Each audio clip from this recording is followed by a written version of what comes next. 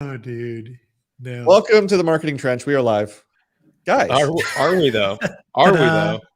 can I just say, first of all, this is nice because I think, you two have been away. It's been conference season, traveling season. So, Yeah. I'm just going to say, I have been here. But you two have been out. So the three of us together, this has been a rare sight the last few months. Is this your Thanksgiving monologue? You're saying that you're grateful for us being here with you. I am. Yeah. From the bottom of my heart, I'm so happy you two are in my life. Well, Dustin, just so that you know, we're glad that you're glad that we're here. There you go. This isn't water.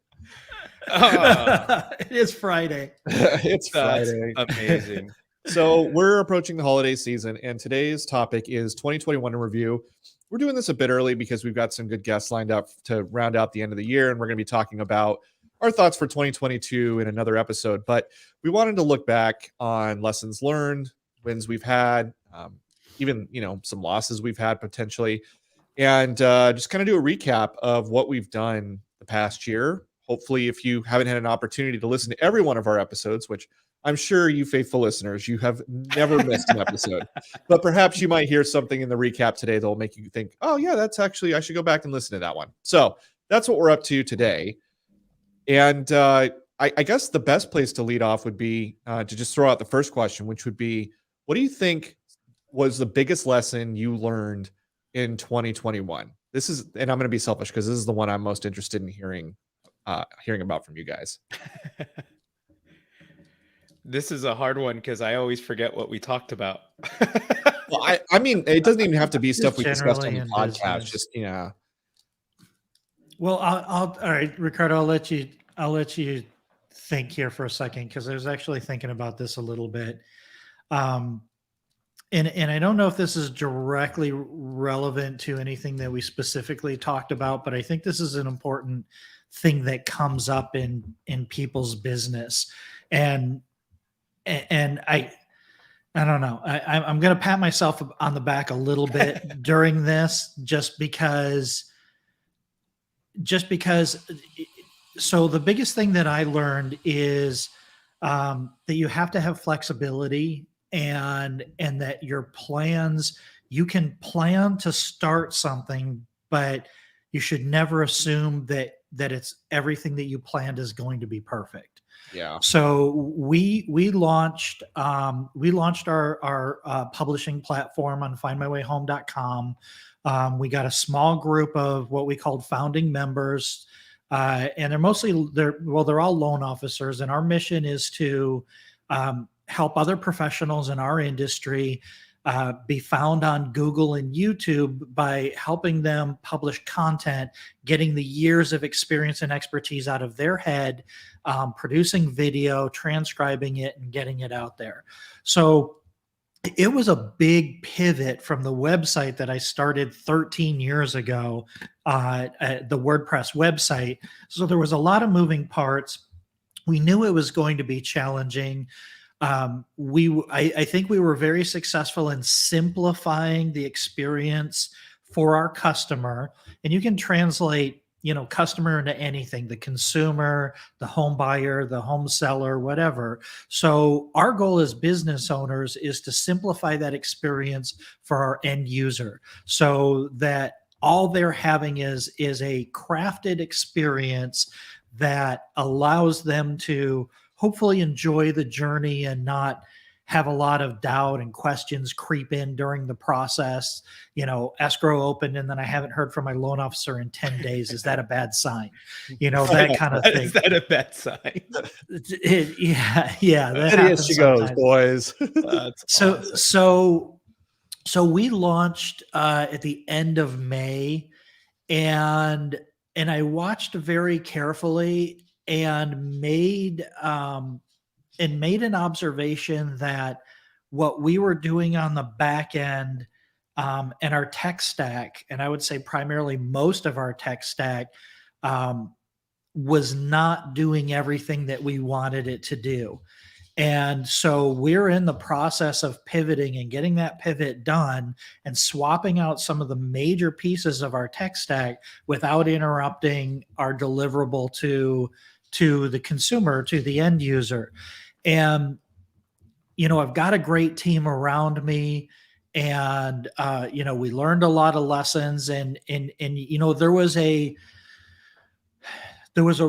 were a couple of things that were very, very difficult about the observation and the execution. And first of all, the observation is I was mostly responsible for saying, hey, let's use these technologies to accomplish what we want to accomplish.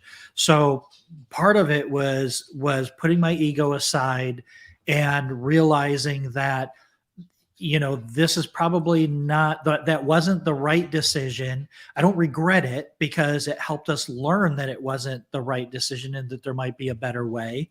But then, having to explain or having to have that conversation then with my other business partners and how I approached that, and I royally screwed it up. Like I didn't think it out well. I didn't have it all the way thought out. I didn't have a plan. And I think as business owners, this happens a lot, especially on the tail end of the NAR conference and the Inman conference, right? We go to these conferences, we see things, we meet people, and we're like, this is something I really want to implement in my business. And you go to your team and you're like, as the owner or whatever, you're like, oh my gosh, we found all these new things. And I know you've been training on this CRM for the last year, but I met Ricardo Bueno and Follow Up Boss is the bomb. We're going to go with that. And then the team's just like, holy shit, this is going to be a nightmare. Right. Yeah. But having the, and this is where it wasn't easy. It was very difficult. It was emotionally challenging. I handled it the wrong way, but I did it anyhow, and I got through it. And we're making some major improvements in our business to help make doing business moving forward easier and better. And it's going to bring down our cost basis, and it's going to simplify the resources and everything that we need to do on the back end to make everything run smoothly. And that was probably my biggest lesson. I hadn't really been in that position in a long time, but it's always something that I've been kind of good at, is recognizing when something doesn't work and having the courage to make the change or make the improvement, but then stumbling over yourself and doing it the wrong way, taking a step back, thinking it out, mapping it out, communicating it properly, and then executing that. So, that was a really, really big lesson for me in 2021. And I think as business owners, one of the hardest things to do is to change, especially when you're making improvements on something that already is working, but it would be better. So that was my big one. That was my big lesson. And I definitely stumbled over myself and made a lot of mistakes. I didn't do a perfect job of it. But I took a step back, communicated it to my team, mapped it out, thought it out, and then we're executing on it now. And it's going to put us in a lot better position for 2021. That's awesome. That's mine. Yeah. I've been there so many times. Yeah. And it's so painful too, because when like that lesson.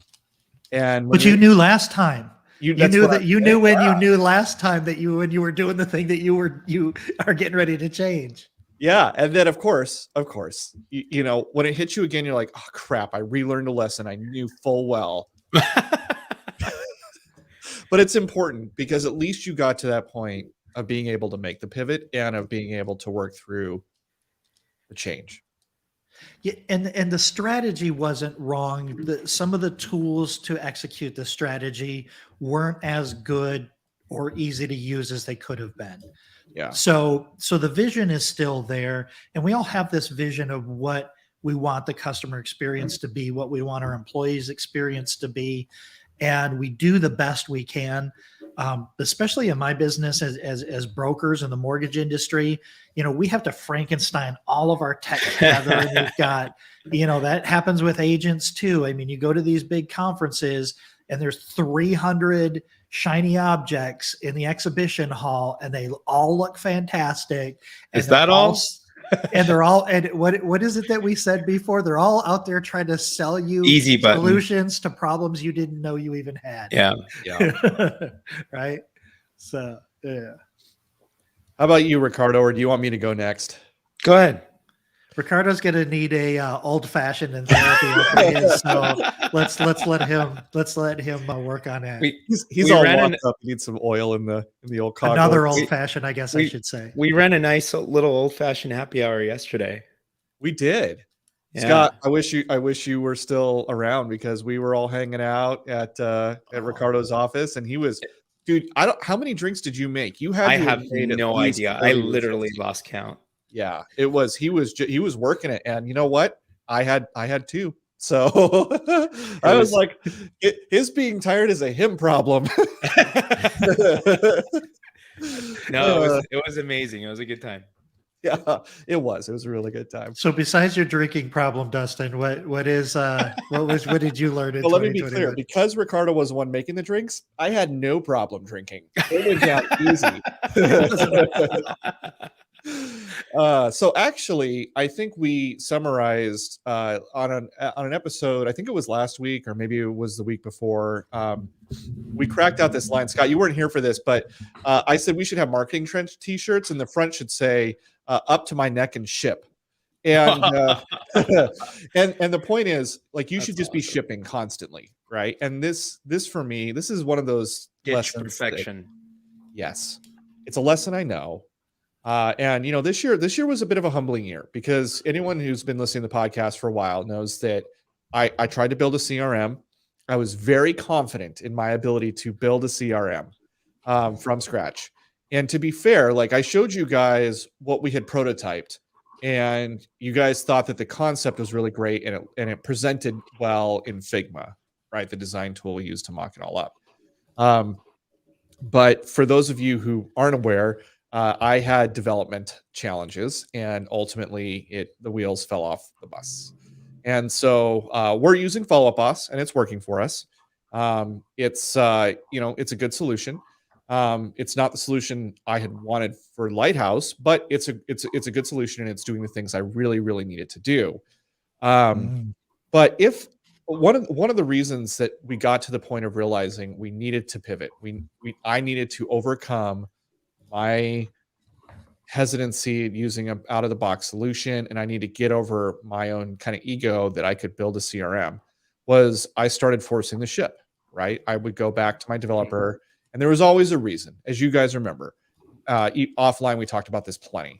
My developer always had a thing he was working on. He would always dive into some back-end code he knew that I didn't know, that I couldn't assess very well. He would rarely show me anything front-end that I could assess. Right. And there was always a story. And I don't mean to just pick on developers, but this has been my long experience with developers, is that they will do this. And that's a sure sign. When someone takes you to something you can't really measure because you don't have the tools to measure it, and they spend all their time there, it's a sure sign that they're not getting the job done, in my experience. And this isn't just true for developers. This is true for teammates, in escrow, right? It's like, I have never sat an escrow desk, even though I'm the CEO of an escrow company. And so my escrow team knows that if they really don't want me to probe too hard into something, they'll take me into what I call escrow weeds, right? And they'll start escrow weeding me. But I've gotten to the point now where I recognize where I am, and I'm able to cut through it pretty quickly. And I also know more about escrow than I let on. So Dustin, is that called escrow planing? They start escrow planing things to you? They do. They start escrow planing. It's like mansplaining. Oh, that's awesome. Escrow splaining to me. And I realized that shipping is such a powerful way to get to the truth. Because as soon as you start saying, hey, we're shipping this thing at this date, if you ship that thing at that date. Shipping is also hugely terrifying to me because I'm afraid that once it's out in the world, it's just not going to be what I dreamed it was going to be. And I'm afraid other people are going to judge like the entirety of my effort based on my first deployment. And so I feel like I have to have everything perfectly dialed in, and it has to be this sort of like masterful orchestration, right? But that's not how the world works. Like, that's not how I work. It's not how any of you guys work. I don't hardly know anybody that works like that. Sure, maybe somebody will try something out, for the early days, and they'll be like, this is no good. And fine, it might not come back. But a lot of people will stick it out. A lot of people will keep trying it.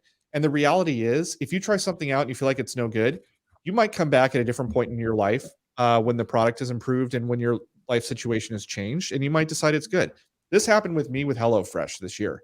We had an episode, right, about Ricardo trying HelloFresh, and he didn't like it because for what he was trying to accomplish, he was trying to, shorten his dinner time preparation, and HelloFresh doesn't do that, right? HelloFresh saves you grocery shopping time, but it doesn't shorten your dinner prep time. But for me, what I was looking for was I didn't want a meal plan and I didn't want a grocery shop, and I just got too busy for those things. And even though I had tried HelloFresh at another point in my life and didn't really connect because I thought, oh, I can, why do I need to outsource grocery shopping? It's not a big deal for me. I'm at a point in my life now where it just is. I have a toddler. I've got a lot of things going on. My wife has a lot of things going on, and HelloFresh turned out to be huge, and it's gotten better, right? So nice little cheat code. It's totally a cheat code. We've been doing it for, I don't know, 5 months, 6 months now. Like, we've been doing it for a while. We really like it. Anyway, Yeah. The point is, if this episode brought to you by HelloFresh. HelloFresh. Our episode on HelloFresh. We wish. Yeah. Ricardo, get on the sponsorship. That's awesome. The point is, don't be afraid of shipping. People will forgive a failed first attempt. People will stick it out, and you're going to get better. And you're going to, more importantly, you're going to have something that exists in the world, right? And looking back, I wish I had picked up on that lesson sooner. I have a phone in this office. I have no idea why that phone is connected. This is a studio.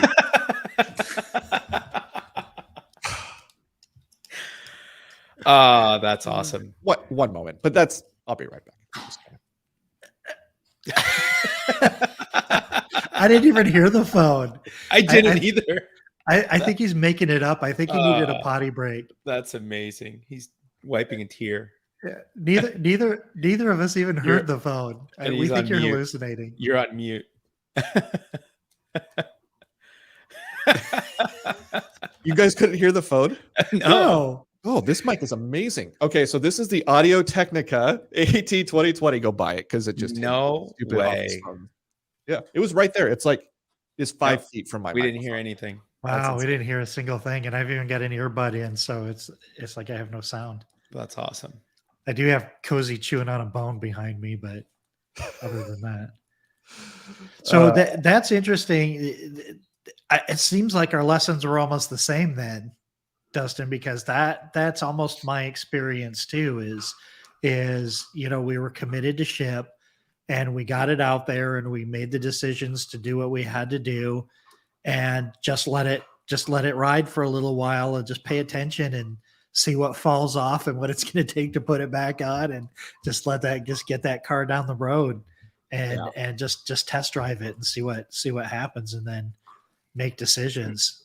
That's awesome. And speaking of sponsors, we should definitely get some follow-up boss sponsorship, because you just gave them some mad love right there. That's awesome. Yeah. Well, thanks to Ricardo for hooking us up. Yeah. And Will, who Ricardo was hooks on the everybody show up. earlier. Will, who does not work for Tidal, definitely not helping us out. That's amazing. Yeah. At least he doesn't work for him anymore. I'm Good gonna job, sound Dustin. I'm going to soundbite this clip. Send it straight to compliance. Yeah. Our industry is dumb. All right, Ricardo, you have 30 minutes to emote on all of the things that you learned in 2021. Earlier this year, I made a couple of different changes or investments. I got a personal assistant. The first one was, I have the advantage of having written product documentation for some of the earlier startups that I worked at, or even a most recent startup. I literally just wrote product documentation. I created our first community forum for one of our companies. We grew it to like 6,000 members organically. I created a, not an intranet, but like a help desk that literally outlined everything about all 4 of our product lines. So when I got the personal assistant, I had created SOPs and video tutorials literally for everything that I wanted this person to do. And I didn't want to come off overbearing, or I hate being micromanaged. I absolutely detest it. So I didn't want to be that person to my VA, which is why I created all those tutorials and whatnot. And, you know, the first person that I got partnered with wasn't doing anything. And I knew because I wasn't getting pinged when the videos were being watched. So I knew you weren't watching the videos. I knew you weren't reading the documentation, because there's literally no room for error here. I was afraid to speak up and say anything about it until I consulted with, I'm sure, Dustin for sure, and a few other people, and Scott. And I don't even know if you and I talked about it. But I finally brought it up like at the start of week number 3, and I said, "Hey, this is my tech stack. These are the things that I'm asking my VA to do. Is this outside the scope of their capabilities? And is my tech stack too complicated, or is there something else going on here?" And I got instantly matched with somebody else. And I'm forever grateful that like I spoke up, because I feel like most people wouldn't have spoken up if it wasn't for encouragement from some of my mentors and friends like you. I probably wouldn't have spoken up. My VA now is amazing. She has like, I'm going to figure it out attitude. Even when I don't give her work to do, she's asking like, "Hey, I know you have a busy travel schedule, but you seem stressed. What can I do to take stuff off your plate?" Like, she's constantly being that person, which to me is amazing. But the things that I had to get over was like creating my landing pages. I do them. I'm very specific about how I want them done, and I'm very particular about like certain things. I had to get comfortable with being okay and letting go. It doesn't have to be perfect. It just has to be done. And that's I think that's a big thing. I think we always overthink things. We always overthink, is the copy right? Is the landing page right? Is the design right? And what it is, it's the overthinking. What it really is fear. If I ship this, it's going to look dumb. If I ship this, people are going to critique it. If I ship this, it's going to, like, what if it falls flat? Well, The funny part, thinking I'm the only one that can do this right. or thinking I'm the only one that can do this right. The reality is actually no. This person can do it. And even if they do it like 70 to 80%, at least it's done. Yes. And you can always go back and perfect it later if like you really need to, but at least it's done. So for me, that was, I think to me, that was a big one.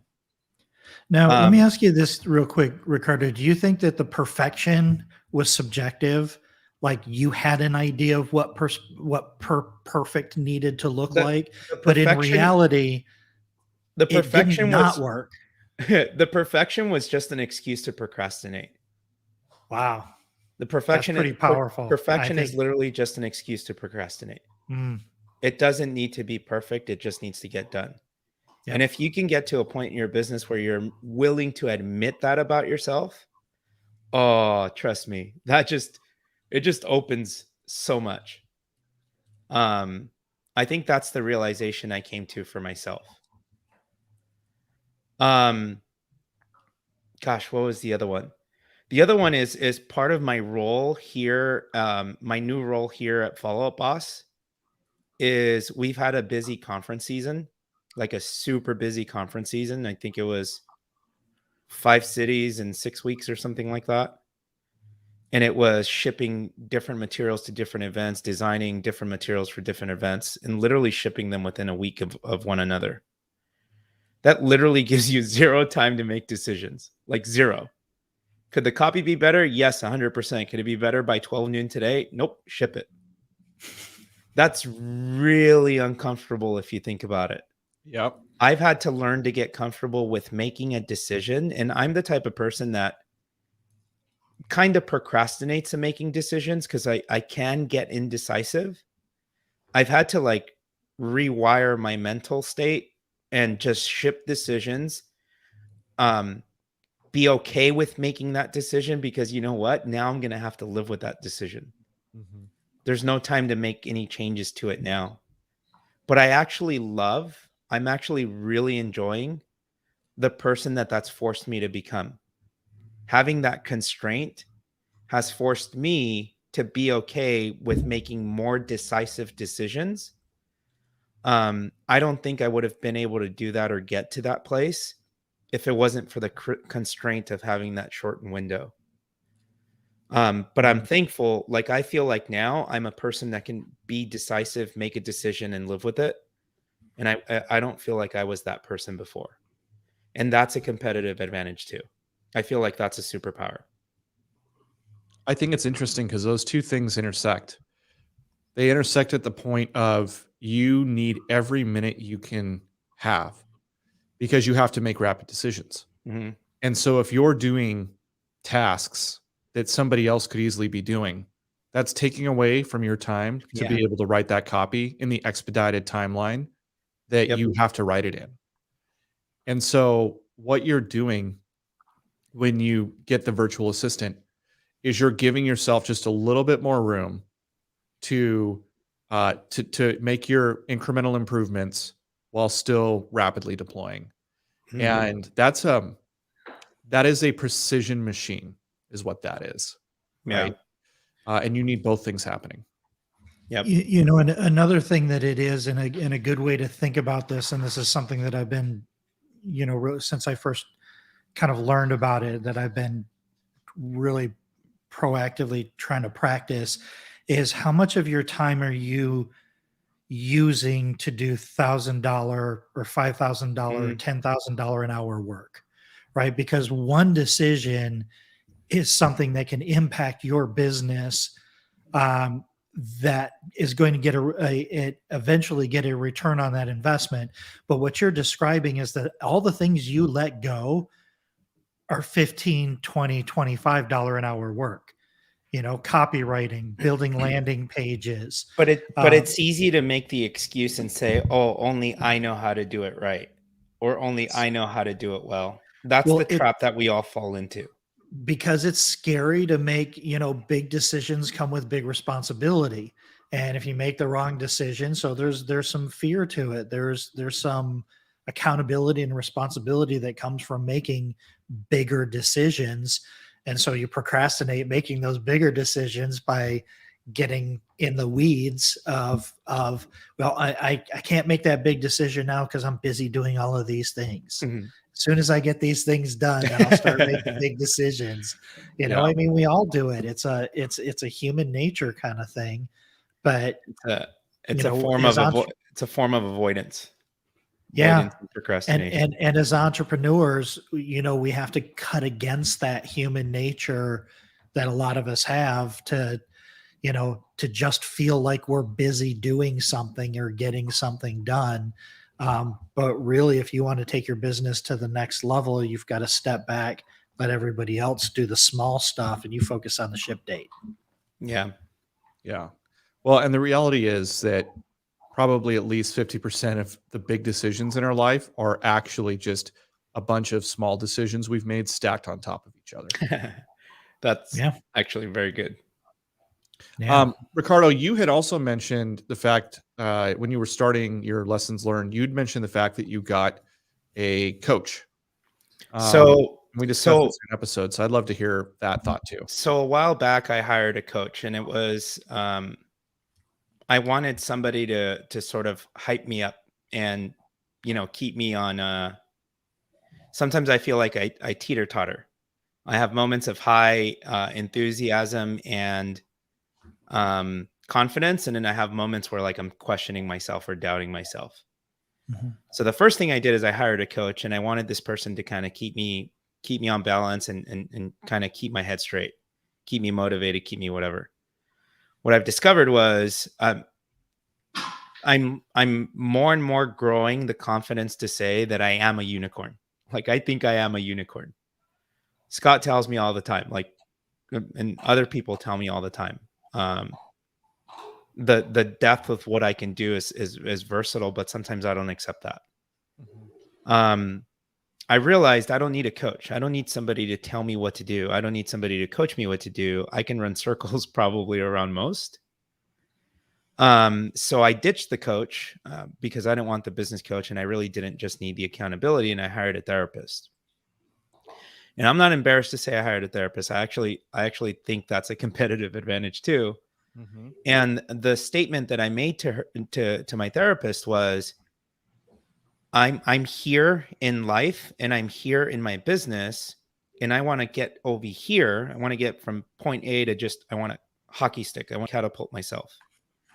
But to do that, I'm going to stumble and trip over myself. So what I need you to do is I need you to help me see around corners. I need you to help me see my blind spots. I need you to call me on my crap, because we tend to make excuses for ourselves or make things bigger than they are when really they're not that big and a deal. And I need you to call me out on that stuff so that you can keep me pushing forward. And I need you to help me I need you to help me become a better communicator, not just at home and like in business in general, with friends, colleagues, and with my spouse. And I feel like we've done all of those things. She calls me on the stuff that I'm doing wrong, or that I'm misstepping on, or that I'm seeing through a sort of twisted lens, which I think is amazing. And then my therapist helps coach me into like how to phrase conversations better or have different conversations better. We've been meeting for maybe 5 months now. And it's funny because the question I was asked was, how do you feel about yourself? And my response was, I actually like the person that I'm becoming. I feel like I'm more in tune with who I am and how I operate. And so I'm able to make decisions faster or better. And I'm not judgmental judgmental is the wrong word. I don't get down about hearing criticisms. Like, they don't faze me anymore. And it's because I'm okay with, like, I'm at peace with who I am and how I'm operating, if that makes sense. So for me, I say that therapy's been a competitive advantage, because it's literally, my therapist helps me get out of my own way.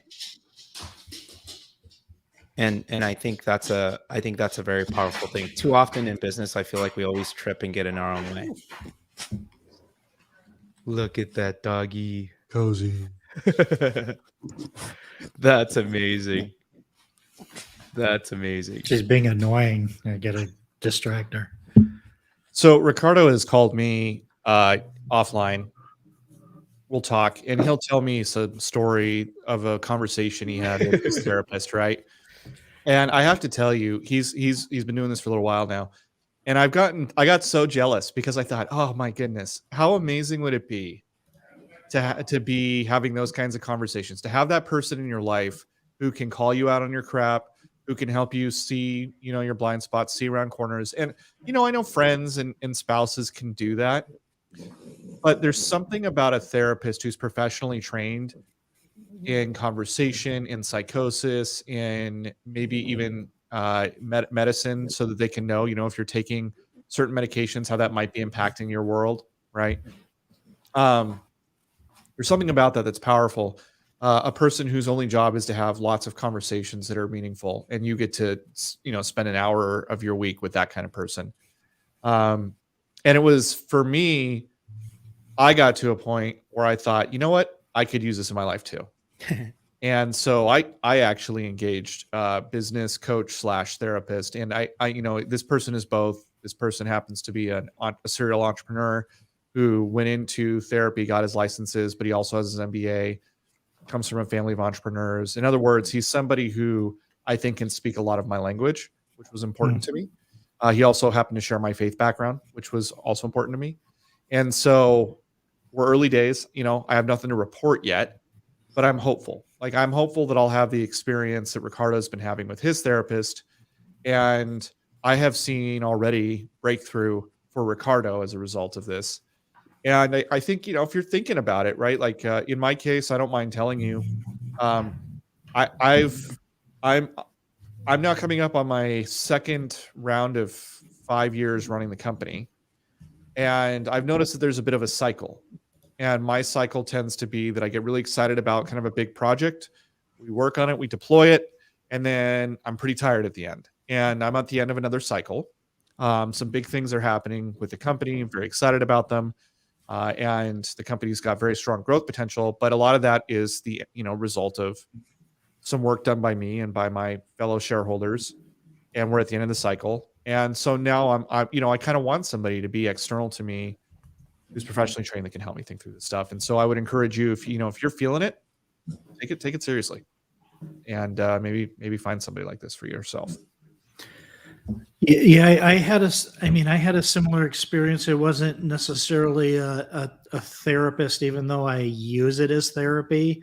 But it was a mastermind or coaching group, but it's not specific to the industry. It's just specific to how to manage yourself as an entrepreneur. And it's not somebody with an agenda, it's just somebody with experience. And that has been absolutely pivotal in my life. I mean, in the last 2 years, I used to always be one of those people that are like, no, these are my problems, I'll figure them out. And I don't need somebody telling me what I should be doing, and basically all the things that you guys have been saying.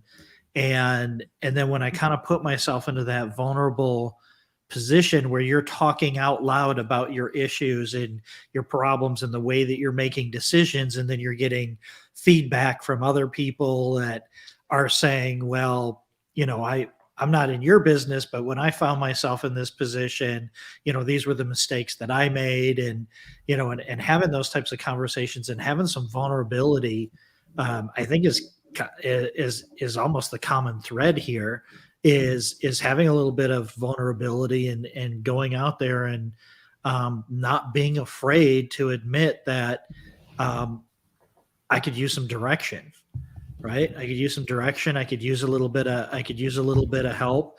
And listen, don't get me wrong. That part right there can be totally uncomfortable.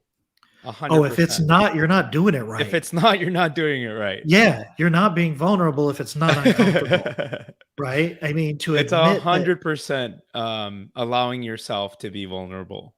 But Yes. if you do that, man, that's literally you getting out of your own way. It is so much. It is so much, and I also think it's sort of a trailing indicator of a maturity that we get to as entrepreneurs, where it's not, well, that's a difference between an entrepreneur, a solopreneur, and an entrepreneur. Now you can focus on helping other people around you become successful and growing your business and not making it about you. So yeah. I think that's an important ingredient in that stage of the evolution as we grow as business owners and entrepreneurs.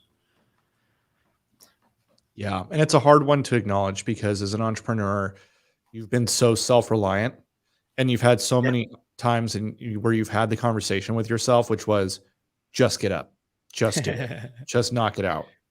Right? Well, and like Ricardo said, is a lot of us we're all unicorns in our own way. Mm-hmm. There's a small percentage of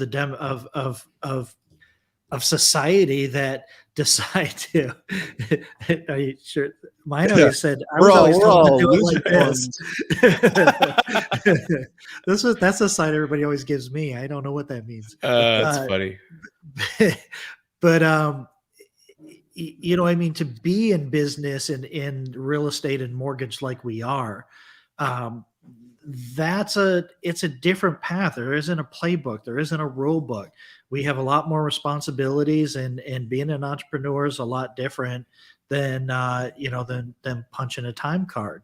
And it comes with a lot of problems, but you got to recognize the very fact that you're in that position makes you a little bit of a unicorn. So it's not really easy to always have these kinds of conversations and have these kinds of reflections with the people around you that aren't in the same situation that you're in.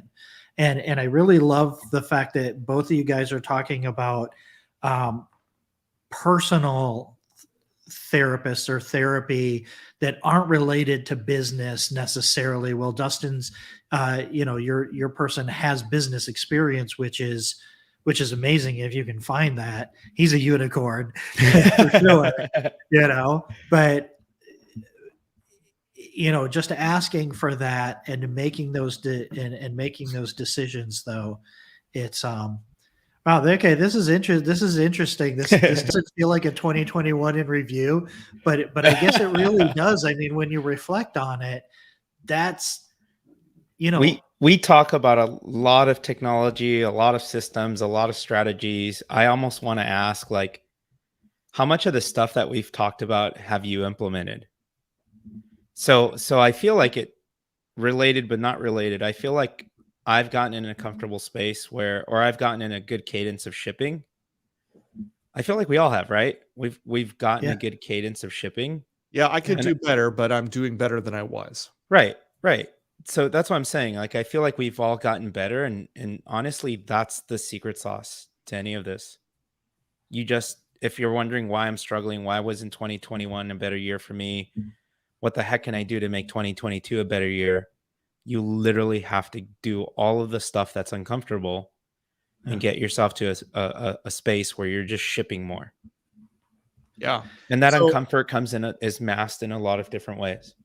From the episode that, from the looking back in the previous episodes, this year I tried a VA and didn't work for us, but it worked great for you. It didn't work for us because I had less work than I thought I did. And that was a hard realization for me because I thought, oh my goodness, I got this big idea. Nope, wasn't a big idea. Pretty shallow idea. Didn't work. Right? Fine. Like that hurt. But so we did the VA thing.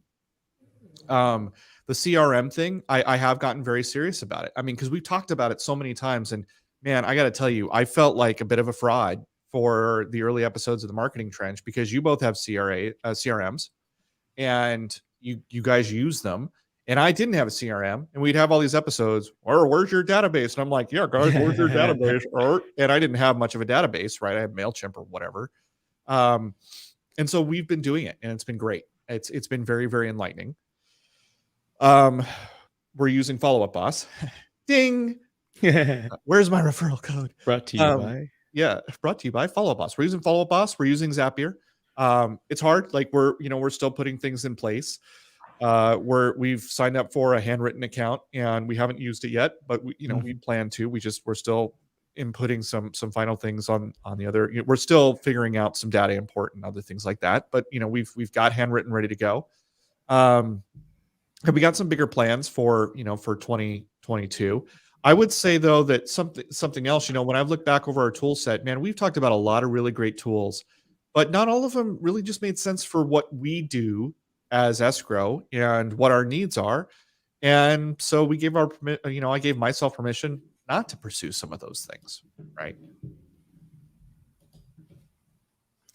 Yeah. And we started, when we started this podcast, it was really about, and the reason why we called it The Trench is because a lot of these conversations are stuff that we have conversations about.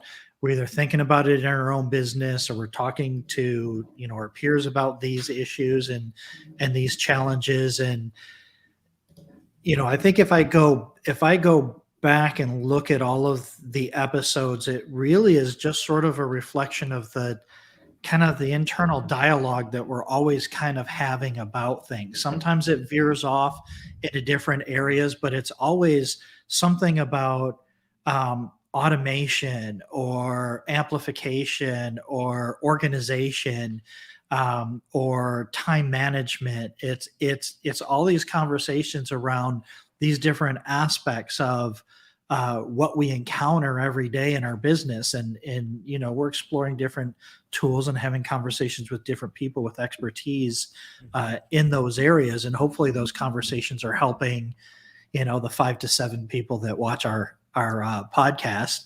and if at least one of them implemented one thing and got something out of it, I think we could feel good about that. But Yeah, no, I've implemented a few things, and I've learned a lot. And another thing that I've learned is by sometimes when talking things out loud, and I don't know if you guys noticed this, but this just happened to me like last week. I thought I had something all figured out, and I started explaining it to somebody. And as I was saying it out loud, because I'm sitting there in my head and I'm on my notepad and my remarkable pad, and I'm sitting there making all my notes, and I'm like, nailed it, right? Got this figured out. This is the perfect, this is the, I just, architected the Sistine Chapel on my notepad. And then as soon as I started talking about it and trying to explain it to somebody, I was like, yeah, that doesn't make sense at all. I'm going at this from a completely, from a completely wrong direction. I'm in the right ballpark, but I'm not in the right seat, not even close. So, this whole project for me, between us it has been therapy, quite frankly, because, this stuff isn't scripted out. We're having improvisational conversations about things that we're thinking about and different perspectives. And I hope people pull that away from what we do, is hearing our different perspectives and our different approaches to things, having these conversations. The specifics and the details I don't think are as important as the dynamic of looking at different ideas from different directions, right? And talking it out loud and discussing it in real time. And if you can replicate that on your team or within your peers or within your marketing groups or with your therapist, I think there's a lot of value to that. There's a lot of good that can come out of that. So, yeah. So that's all I got.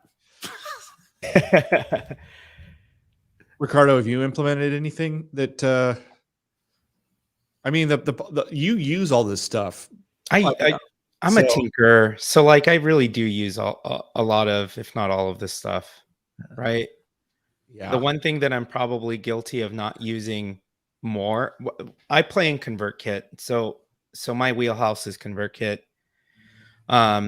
This year has been about setting up a lot of funnels internally for us, but I need to get better about managing our data, tracking our data, even here internally at Follow Up Boss.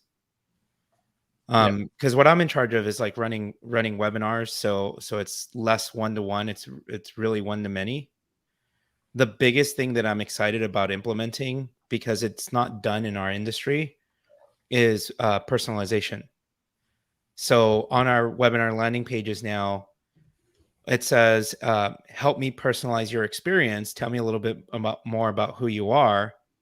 So it'll ask you for your first name, last name, phone number, but then it says, I'm a solo agent, or I'm a small team between 1 and 3 agents, or I'm a growing team, 3 to 10 agents, or I'm a large enterprise, so 10 agents or more.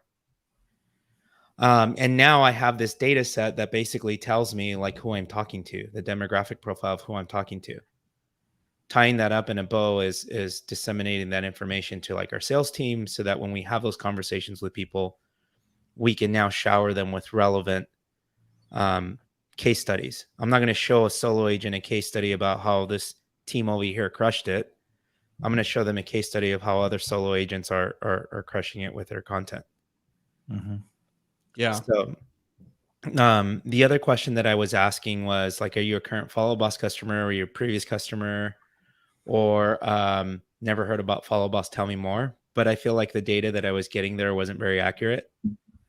And that's fine. And at least I have that initial data set of the demographic profile of your team. And I feel like that's barely touching the surface of what you're able to do in terms of like personalizing the experience. The next iteration of that is creating different onboarding sequences and messaging for how you talk to those solos, how you talk to those teams, and how do you talk to those operations, basically your operations people, the operations manager who runs an office of 30 teams or 50 or 100 or 300. That's what I'm geeking out on and most excited about. Yeah, and that's cool stuff for sure. That is cool stuff. I want to take the last few minutes here and pivot to a lightning round here of maybe some wins, losses. Because the reality is it's important to acknowledge your losses, but also celebrate your wins. And we don't want to communicate to anybody here that we are without loss. In fact, losses are are a necessary and important part of winning. So I'll start. I would say, and some of this is going to be overlap with the lessons learned. But for me, the loss was the Dream CRM and having to take that hard hit of promising pretty magical stuff to my team and then not being able to deliver. That was a loss. That one hurt. I felt like I felt like an idiot. But the win was turning around, recovering from that, recognizing that I had the loss, and reaching out to Ricardo and some other people and saying, hey, what solution sets do I have? And then ultimately pivoting to Follow Up Boss.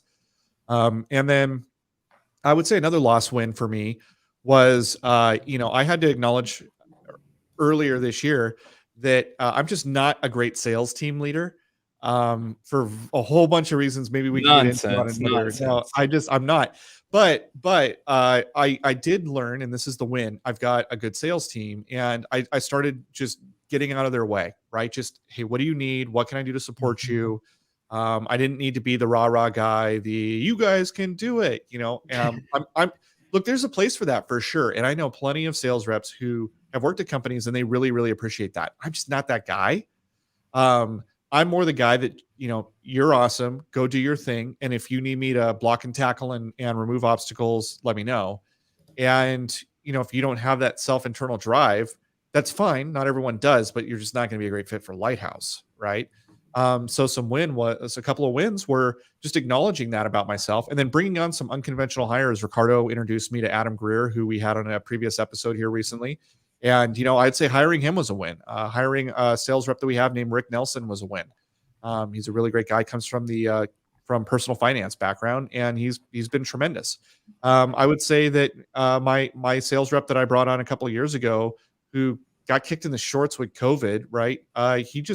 He really persevered. And this year, John Conti really came up with some creative and out of the box ideas. I got out of his way, tried to enable him where I could. And he's really killing it. So, those are wins, right? Like just acknowledging that, getting out of my own way, getting out of my team's way and supporting them. So that's a couple for me. Nice. Well, I think I kind of addressed some of my wins and losses. And I guess to just summarize it, some of the wins were making the decisions to just ship, and the losses, the losses were having the patience to let things play out, to measure the results, to pay attention to the trends. The patience was a big thing that I really, really struggled with. Was just giving it time to see what was working and what wasn't working. And that was very, very emotionally difficult for me. And I think to some extent, I kind of got into this sort of groove where I started to see the patterns, but I just kept letting it go. And it really created a lot of anxiety in me. And I kind of took a back seat, and I wasn't being proactive with stuff because I just wanted to see how it was going to play out. But then it kind of culminated all in the observation and the decision to make some major changes in the background that I thought were going to make improvements. And again, I stumbled really bad on communicating that with my team. And so I went from a position of being very proactive and aggressive and saying, we're going to do this, to basically just sitting back and observing for quite a few months. And then jumping back in and saying, okay, that didn't work, we're going to do all of this, and then having to deal with how that worked. And that was a really interesting up and down. It was a big learning experience for me. And but I feel like, and none of it was comfortable. Like none of it was, I got this win, I got this loss, I got this win. You always just kind of feel like you're going by the seat of your pants. But you're shipping and you're plugging holes as you go along, and you're setting sails, when the wind is blowing, and you're I don't know very many shipping metaphors, but yeah, that was you still own the Rising Tide Lifts All boats, and I think that one's amazing. So I certainly don't own it, but I do use it a lot. Yeah. How about you, Ricardo? We got 2 more minutes. I could get better at personal follow-up, individual follow-up. I feel like I dropped the ball there at times. I'm thankful for people's grace. But the wins, losses. So you would say that losses this year, you didn't hit your marks on the follow-up? Yeah, I feel like that's right now that's a little bit of a weakness. But it's hard to keep up at times. I feel like I'm shipping exceedingly well in these other areas. I'm going to drop a win in your life because I think this one is really obvious to Scott and I, but you were really struggling. I think you had sort of hit a ceiling where you were prior, and you have found a role that just really leans into all of your strengths. Not to say anything bad about your previous company. They were good. They were a great company, good people. Yeah. But the role that you had there didn't play to your strengths as much as the one that you have now. And I think Scott and I, Scott, correct me if I'm wrong, but we've both seen you light up and just go to another level, and it's been awesome to watch. Yeah, it's shackles are off. To be honest. Like Dustin was referring to earlier, is you were into a position where the leadership recognized that they should get out of your way and let you shine and let you do what you need to do. And for the record, Ricardo, I think you're full of shit all the time. So there's that. Oh, that's amazing. That's a great way to wrap this up. Great way to wrap it up. So, hey, we'd love to hear your wins, losses. Post them in the comments. We'll keep an eye out, respond. But, hopefully this was helpful to you this year in review, this review of the wins, losses. As you can see, like we're working through stuff. Like, I don't know how we present to you guys when you listen to these podcasts or when you watch these live streams. And by the way, if you're watching the live stream, please like and subscribe to this video. And if you're only listening, please go to YouTube, find us, subscribe to our channel. We really would love to build our subscriber base. I don't know how we present to you guys, but I got to tell you, like, we're real. We make mistakes. We make messes. But we're also trying our best. And that's why we're here, right? We want to talk to you about what gets us on fire, what we're doing, what's working, what's not working. Hopefully it helps you learn some lessons faster than we learn them. Maybe you don't make the same mistakes. Maybe it saves you some money, some time, some heartache. So, I hope you understand, like, this isn't like the perfectly manicured marketing podcast. This is the trench. We're getting dirty. And so hopefully you heard that tonight. Guys, it's been fun talking with you both again after so many weeks of us being separated for various reasons. Yes. If you want to check out more of Scott Schang, you can find him over at findmywayhome.com. Some amazing articles. Also, if you're a lender, you should really check out the project that he's doing because it is insane. Details are over at findmywayhome.com. And you can also email him if you want to learn more details. Ricardo Bueno, ricardobueno.com is where you can find his other podcast, where you can find articles he's publishing. He has a great newsletter you can subscribe to. So go do that kind of stuff. He's always talking to interesting people doing really interesting stuff.